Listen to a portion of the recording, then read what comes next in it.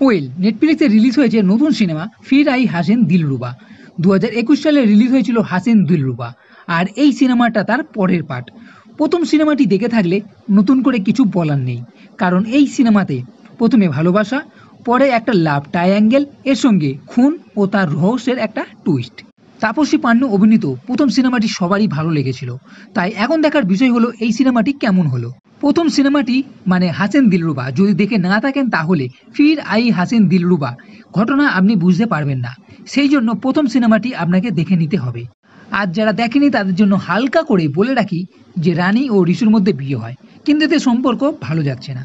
এরই মধ্যে ঋষুর চাচাতো ভাই নীল এসে পড়ে, রানীর সঙ্গে একটা সম্পর্ক তৈরি হয়, কিন্তু এরই মধ্যে রানী ও তারপর ঋষুর সঙ্গে যে সম্পর্ক সেটা ভালো হয়ে যায় এবং নীলকে এরা মেরে ফেলে এবং ঘটনা এমন দাঁড় করায় যে সবাই জানবে ঋষু মারা গেছে ও নীল বেপাত্তা, এবং পুলিশের হাতে কিছু প্রমাণ আসে যার ফলে বুঝতে পারে যে রানী এর পেছনে আছে।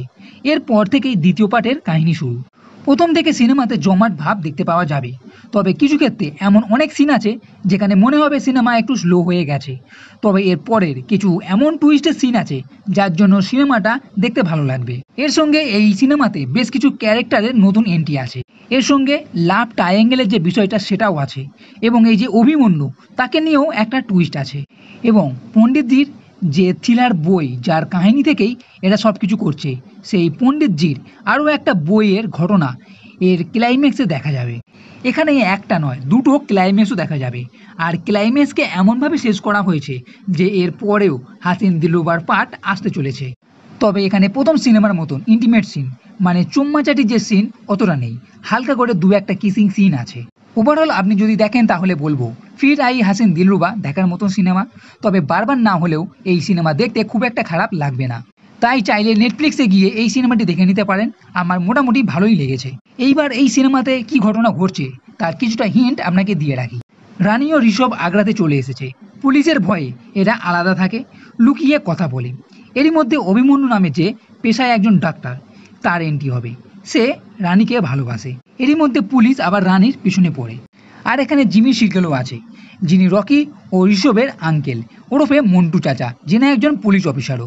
রানী ও ঋষুকে ধরতে চায়, যার ফলে রানী বাঁচার জন্য অভিমন্যুকে বিয়ে করে নেয়, কিন্তু এই অভিমন্যুরও একটা রহস্য আছে।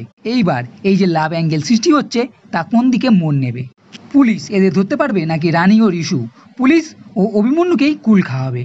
আর বলে রাখি যে এখানে কিছু খুন খারাপও দেখতে পাওয়া যাবে। এর শেষ পরিণতি কি হবে তার জন্য আপনাকে সিনেমাটা দেখতে হবে, তাই দেরি না করে নেটফ্লিক্সে গিয়ে ফির আই হাসিন দিলরুবা সিনেমাটি দেখে নিতে পারেন।